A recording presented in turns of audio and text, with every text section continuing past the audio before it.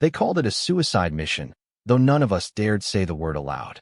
Out there, beyond the black water and the jagged silhouettes of the Solomon Islands, the Japanese Navy prowled the night like wolves. Their destroyers were bigger, faster, and armed with weapons that could reduce our fragile wooden craft to splinters in seconds. And yet here we were, 12 men crammed aboard a 78-foot PT boat, a vessel built from mahogany and guts, about to challenge the rising empire of Japan in their own hunting grounds. My name is Ensign William Harris, United States Navy, and I served under a young lieutenant whose name the world would one day know, John Fitzgerald Kennedy. Back then, he wasn't a president, not a legend, not even the man history books would revere. He was just Jack, to us, a thin, restless officer with a bad back and a stubborn streak that wouldn't let him accept failure. That night, August 1st, 1943, we patrolled the dark waters of Blackhead Strait. PT 109 was Kennedy's boat, and though she looked like a racing craft more suited to summer on the Hudson than war in the Pacific, she carried 4 torpedoes, twin .50 caliber machine guns, and the hopes of every Marine clinging to the beaches of New Georgia. We were America's answer to Japanese dominance at sea, small, fast, and, if luck held, deadly. Our mission was clear: intercept and destroy any Japanese supply convoys bound to reinforce their troops. If we failed, thousands of enemy soldiers would pour into the islands and bleed our forces dry. The night was hot, thick with humidity, the kind that made your shirt stick to your skin and your throat ache for water. The jungle-covered islands on either side loomed like black walls, hiding snipers and shore batteries we could not see. Our Packard engines growled softly beneath our feet, muffled as much as possible, pushing us through the dark at 30 knots. The crew spoke little. We had learned long ago that silence was survival. Kennedy stood tall on the bridge, one hand resting on the wheel, his sharp eyes fixed on the horizon. He had a way of projecting calm, even when we knew the odds were stacked against us. I caught his profile in the dim green glow of the instrument panel. Jaw set, lips pressed tight. He wasn't older than 26, but he carried himself like a man who had already stared death in the face and refused to blink. "Keep sharp, boys," he whispered. "Somewhere out there, the enemy's moving. We'll find them, or they'll find us." The truth of his words sent a chill down my spine. Every man aboard PT 109 knew the Japanese were masters of night fighting. Their destroyers could appear out of nowhere, guns blazing, and vanish into the darkness before we had time to reload. We were David searching for Goliath, and our only weapons were speed, surprise, and nerves of steel. The minutes dragged into hours as we scanned the black horizon, the sea eerily calm, the stars bright and indifferent above. Somewhere beyond the darkness, thousands of Japanese soldiers were asleep in the holds of transports, dreaming of the fight ahead. They had no idea that death was waiting for them in the form of a handful of American plywood boats. And yet, as tense as it was, there was something exhilarating about it too. We were pioneers, testing a new kind of naval warfare, the tip of the spear in waters too dangerous for cruisers and battleships. Each patrol felt like walking a tightrope over an abyss. One wrong move, and you were gone. If you've ever wondered what it felt like to live through nights like these, where a single flash of gunfire could mean the end, stay with me. This story of PT 109 is more than history. It's survival against impossible odds. And if you want to keep exploring these untold moments of courage and desperation, make sure you subscribe, drop a like, and share this with others who love true stories of war. Trust me, you won't want to miss what comes next. Back on deck, Kennedy moved quietly among us, checking positions, offering a word here, a nod there. He knew the strain of silence, the way fear could creep into a man's bones when all he heard was the drone of engines and the endless lap of waves. His leadership wasn't about loud orders or showmanship. It was about presence. He was there with us, shoulder to shoulder, watching the same horizon, carrying the same weight. We had 12 souls aboard that night. Some were seasoned sailors, others were fresh from training. But by then, we functioned as one organism, each man trusting the other completely. There was Raymond Starkey, our torpedo man, always running a hand along the steel tubes as if they were his children. There was Patrick McMahon, our motor machinist, who could coax life out of the Packards even when they seemed determined to quit. And there was George Ross, our radio man, hunched over his set, trying to cut through the static for any sign of enemy movement. Around midnight, the call came through, reports of Japanese destroyers moving south with a convoy. For transports, heavily loaded, protected by 4 warships. The kind of target worth any risk. Kennedy gave a slow nod as the message reached him. "This is it," he said quietly. "This is why we're here." A murmur passed through the crew. We all understood. Tonight was the kind of night that could turn the tide of battles thousands of miles away. But it could also be the night PT 109 never came back. The engines roared as Kennedy brought us around, turning into the darkness, toward the enemy. My stomach tightened, hands sweating as I gripped the rail. The air felt thicker now, alive with tension, as if the sea itself was holding its breath. For a long moment, there was nothing but the steady thrum of engines and the soft slap of water against the hull. Then, just barely visible on the horizon, points of light shimmered against the starlit sky. Silhouettes of destroyers. The giants we had been hunting. "Enemy in sight," Starkey whispered, voice trembling with adrenaline. Kennedy leaned forward, his face pale but determined. "Hold steady. We wait for our chance." The Japanese convoy moved in a tight formation, the destroyers sweeping the dark with searchlights, beams of white slicing across the sea. If even one of those lights touched us, we'd be gone in seconds. Yet we crept closer, our engines muffled, our weapons ready. It was in moments like these that fear and exhilaration blended into one. You could taste the danger in the air, feel it prickling against your skin. Every sense was alive, every nerve stretched taut as a wire. One wrong sound, one flicker of light, and death would come for us. I remember glancing at Kennedy then, searching for some sign of doubt. But there was none.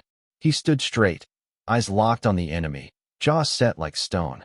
And in that instant, I knew, whatever came next, he would not break. We were David, and out there in the darkness, Goliath waited. And before this night was over, history itself would change. The Japanese convoy loomed larger with every second, their black hulls slicing the water like shadows of giants. The destroyers moved in perfect formation, for predators circling their prey, their searchlights raking the horizon in jagged beams of white. The troop transports followed close behind, slow and lumbering, each one carrying thousands of enemy soldiers meant to crush our men on New Georgia. Kennedy lowered his voice, but the command carried steel. "Steady, boys. Hold your nerve." I swallowed hard, my throat dry. My hands gripped the railing so tightly my knuckles turned white. We were less than a mile away now, close enough to see the faint red glow of cigarettes burning on the decks of the Japanese transports. The enemy had no idea death was sliding toward them across the water, cloaked in darkness. "Torpedoes ready?" Kennedy whispered. "Aye, sir," Starkey replied, crouched at his station. His hands shook slightly, but his voice was firm. "Tubes primed." Every man aboard PT 109 knew this was our moment. We had 4 torpedoes, for chances to cripple the convoy and send thousands of enemy soldiers to the bottom.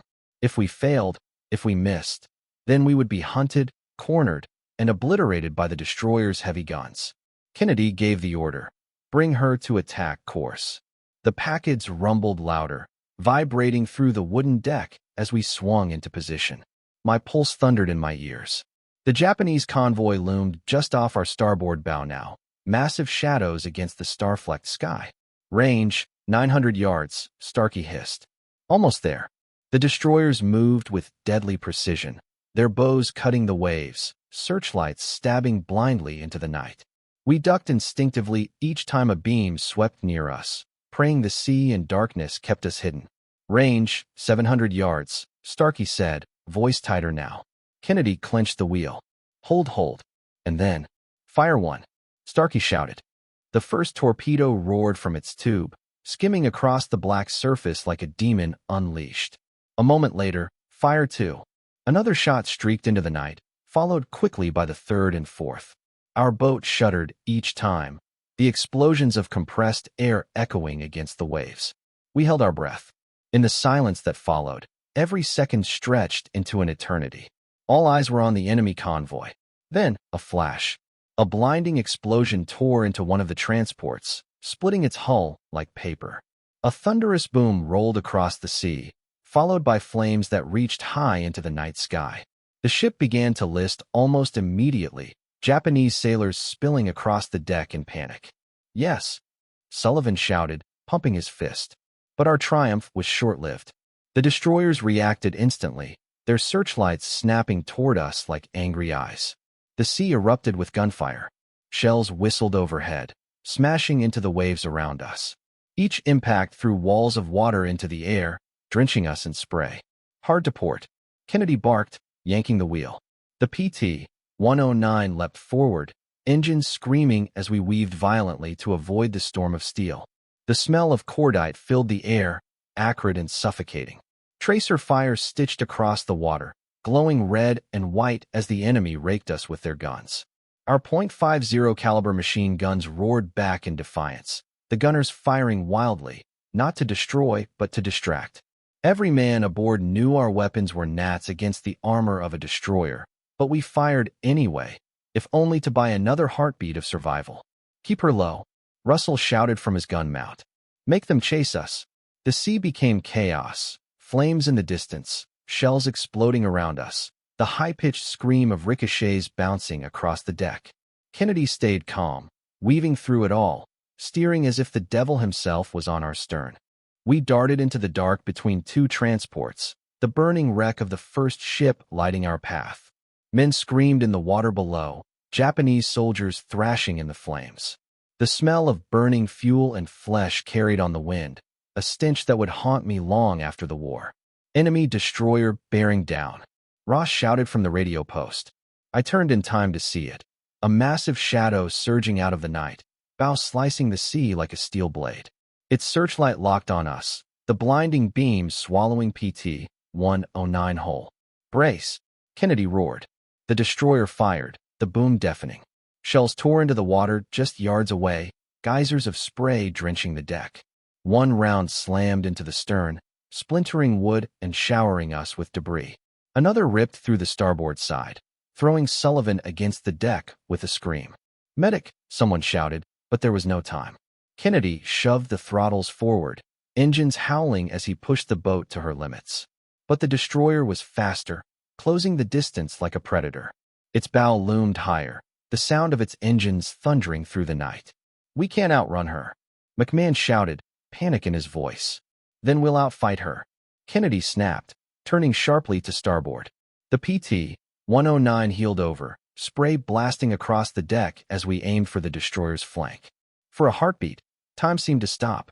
I could see Japanese sailors on the destroyer's deck, their faces illuminated in the glow of their searchlights. They looked as startled as we were, staring down at this tiny wooden boat daring to challenge their steel leviathan. And then, impact.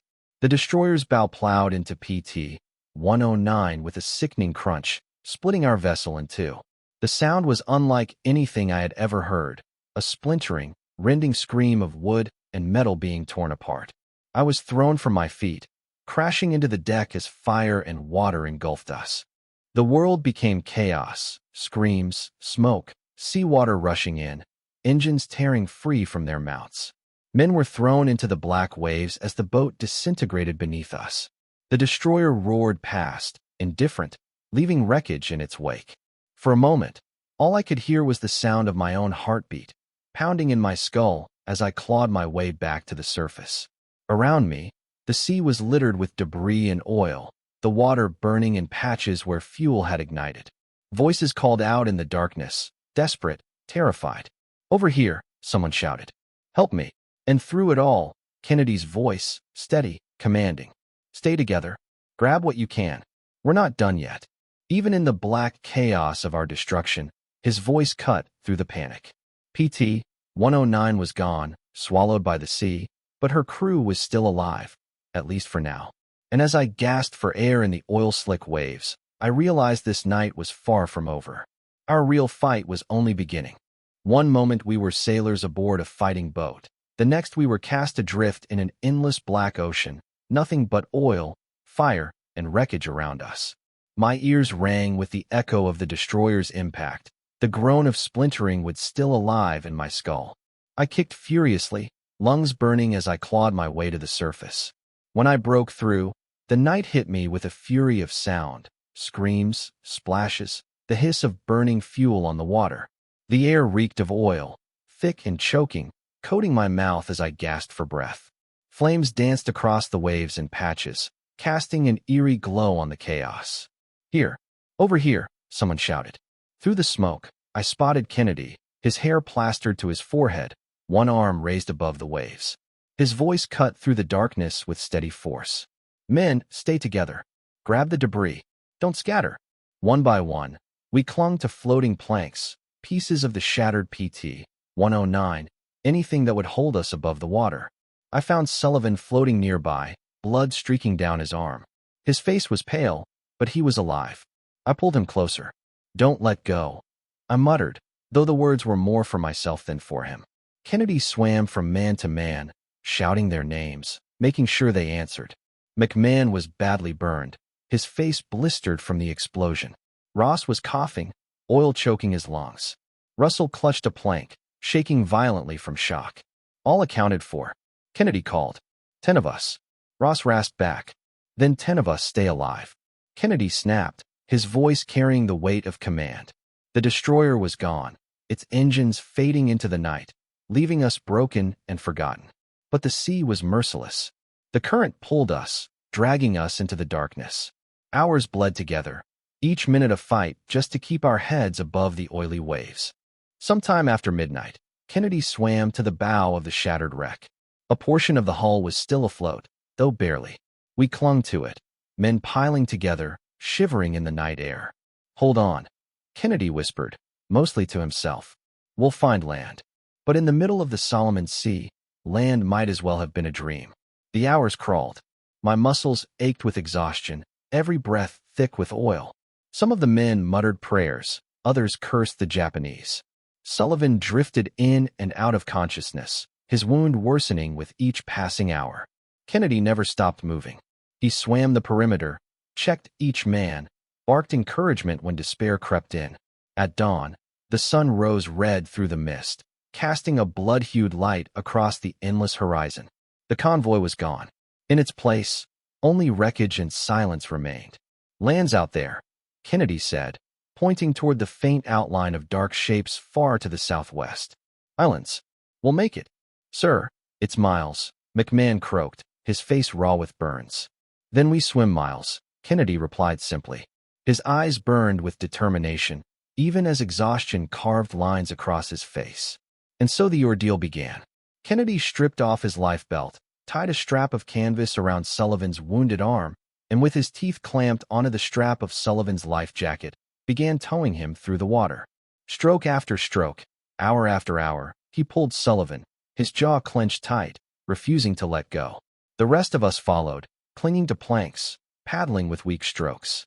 The sun beat down mercilessly, blistering our skin, while salt water stung our eyes and lips. Our mouths were dry, our bodies aching, yet we pressed forward, guided only by Kennedy's stubborn will. By afternoon, the islands loomed larger.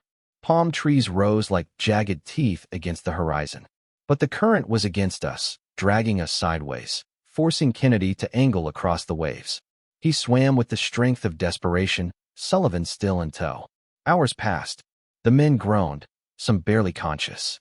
Russell slipped under once, twice, before Kennedy barked at him to hold on. "Don't you dare quit on me," he shouted, the anger in his voice masking the fear we all felt. Finally, as the sun began to dip low, we reached the coral reef. The surf pounded relentlessly, threatening to smash us against the jagged edge. One by one, we scrambled over it, skin tearing, legs bleeding, until we collapsed on the sand beyond. I lay there, gasping, my chest heaving. The sand felt like heaven beneath me, though it was nothing more than a barren stretch of beach. Sullivan lay unconscious, Kennedy kneeling beside him, checking his pulse. "He's alive," Kennedy whispered, his shoulders sagging with relief. We had made it. Barely. But survival on land brought new horrors. We had no food, no water, no shelter. The island was small, ringed with sharp coral and dense jungle. Japanese patrols could be anywhere. At night, the mosquitoes swarmed, the heat suffocated, and our throats burned with thirst. On the second day, Kennedy rose before dawn and swam out again, this time alone. He searched the wreckage, desperate for supplies, but returned empty-handed. His lips were cracked, his eyes hollow, yet he refused to yield. "We'll find help," he promised, his voice hoarse. "There are natives on these islands. They'll know." And so, with nothing but courage, he set out again, swimming miles through shark-infested waters, searching for food, water, anything that would keep his men alive. Each time he left, we feared it would be the last time we saw him. But he always returned, dragging coconuts, or pointing out rainwater trapped in palm leaves, his determination burning brighter than the sun overhead. We followed him because there was no other choice. Because in his eyes, even in the darkest hours, there was no surrender. And though PT 109 lay broken on the ocean floor, her crew clung to one unshakable truth. So long as Kennedy swam, we still had hope. The island had given us life, but only barely. Days blurred into nights, our bodies weakened by hunger, thirst, and wounds that festered in the tropical heat. Each sunrise was both a blessing and a curse, for it meant we had survived another night, but also that another day of torment awaited. McMahon's burns were the worst. His skin was raw and blistered, each breath a groan of pain. Sullivan drifted in and out of consciousness, his wound leaking steadily, though Kennedy's makeshift bandages slowed the bleeding. The rest of us were no better, lips cracked, stomachs gnawing at themselves, eyes hollow from exhaustion. Kennedy never stopped moving. He swam to neighboring islets, diving through surf, searching for food, water, or some sign of human life. Each return was an act of willpower. Sometimes he came back with coconuts, sometimes with nothing, but never with defeat. His determination was contagious. Even when despair clawed at our hearts, his voice kept us alive. On the third night, as we lay under a canopy of stars, Kennedy whispered to us, "There are natives here, coast watchers. If we can reach them, we have a chance. But I need to find them." The decision was made. Kennedy would swim again, this time farther than before. The currents were merciless, the sea vast and uncharted, but he volunteered without hesitation. His men tried to dissuade him, but his answer was final. "If I don't go, none of us get out of here." The next morning, he set off. With nothing but his swim trunks and his strength, he cut through the waves, vanishing beyond the reef. Hours passed. We prayed. The jungle whispered, the surf pounded, and the fear of Japanese patrols gnawed at our nerves. At dusk, he returned, exhausted, lips bleeding from salt and coral, but alive. Behind him, 2 Solomon Island natives paddled a canoe. Their eyes were cautious but kind, their expressions wary as they studied our ragged group. Kennedy, breathless, explained through gestures and broken words that they were allies, scouts working with Australian coast watchers hidden deep in the islands. Hope had arrived, carried on the waves. The natives brought coconuts and water. We devoured the gifts like starved animals, tears streaking dirty faces. But more important than food was the possibility of rescue. Kennedy knew this, and so he prepared the message that would change everything. With a pocket knife, he carved words into the hard shell of a coconut. Noro ISL, Commander. Native knows POSIT. He can pilot. 11 alive. Needs small boat. Crude, simple but enough. He handed the coconut to the islanders, pressing it into their hands with the weight of all our lives. "Take this to your commander," Kennedy pleaded. "Bring help." The islanders nodded solemnly, their canoe gliding into the night as they disappeared into the darkness. We waited, hearts heavy with uncertainty. Would they risk their lives for us? Would the message even reach the coast watchers? Or had we carved our last hope into the shell of a fruit? Hours turned to a day, then another. Each sound in the jungle made us tense. Each aircraft overhead, Japanese or American, was both salvation and death. But Kennedy never let despair take hold. "Trust them," he told us. "They will come back." And they did. On the 5th day, the islanders returned, bringing word. The Australians had received the message. Rescue was coming. Relief washed over us like a tidal wave, though we dared not celebrate until we saw it with our own eyes. At dusk on the 6th night, the faint outline of a small Allied vessel appeared beyond the reef. It was a rescue boat, its engine humming low. We staggered into the surf, waving weak arms, shouting until our throats cracked. Lights blinked in response. We were saved. The crew pulled us aboard, their faces etched with shock at our condition. Gaunt, wounded, blackened by oil and sun, we must have looked like ghosts crawling out of hell. McMahon and Sullivan were carried aboard first, their injuries severe. The rest of us collapsed on the deck, weeping, laughing, gripping one another with hands that trembled from exhaustion. For Kennedy, though, the ordeal did not end that night. The weight of command had not left him, even as the rescue crew offered blankets and water. He checked on each man personally, refusing care for himself until he was sure every sailor of PT 109 was accounted for. Out of a crew of 13, 11 had survived, because one man refused to surrender to the sea. In the years that followed, the story of PT 109 became legend. Newspapers across America hailed Kennedy's courage, the young officer who swam miles through shark-infested waters to save his men. The carved coconut shell was preserved, a humble relic that would one day sit on the desk of the President of the United States. For us who lived it, the memory was far more personal. We remembered the taste of oil in our throats, the fire on the sea, the endless swim to land. We remembered Kennedy's jaw clenched on Sullivan's life jacket strap, his body breaking against waves as he dragged his men to safety. We remembered his refusal to give up, even when the world seemed determined to bury us in a watery grave. War produces countless tragedies, but sometimes it also reveals greatness. PT 109 was destroyed, but in its wreckage was born a leader who embodied resilience, courage, and sacrifice. When I close my eyes, I still see the Solomon stars, the black waves licking at our chins, the desperate hope carved into a coconut shell. I remember Kennedy's voice, steady and fierce in the darkness. "We'll make it, all of us." And somehow we did. The next morning, he set off. With nothing but his swim trunks and his strength, he cut through the waves, vanishing beyond the reef. Hours passed. We prayed. The jungle whispered, the surf pounded, and the fear of Japanese patrols gnawed at our nerves. At dusk, he returned, exhausted, lips bleeding from salt and coral, but alive. Behind him, 2 Solomon Island natives paddled a canoe. Their eyes were cautious but kind, their expressions wary as they studied our ragged group. Kennedy, breathless, explained through gestures and broken words that they were allies, scouts working with Australian coastwatchers hidden deep in the islands. Hope had arrived, carried on the waves. The natives brought coconuts and water. We devoured the gifts like starved animals, tears streaking dirty faces. But more important than food was the possibility of rescue. Kennedy knew this, and so he prepared the message that would change everything. With a pocket knife, he carved words into the hard shell of a coconut. Noro ISL, Commander. Native knows POSIT. He can pilot. 11 alive. Needs small boat. Crude, simple but enough. He handed the coconut to the islanders, pressing it into their hands with the weight of all our lives. "Take this to your commander," Kennedy pleaded. "Bring help." The islanders nodded solemnly, their canoe gliding into the night as they disappeared into the darkness. We waited, hearts heavy with uncertainty. Would they risk their lives for us? Would the message even reach the coast watchers? Or had we carved our last hope into the shell of a fruit?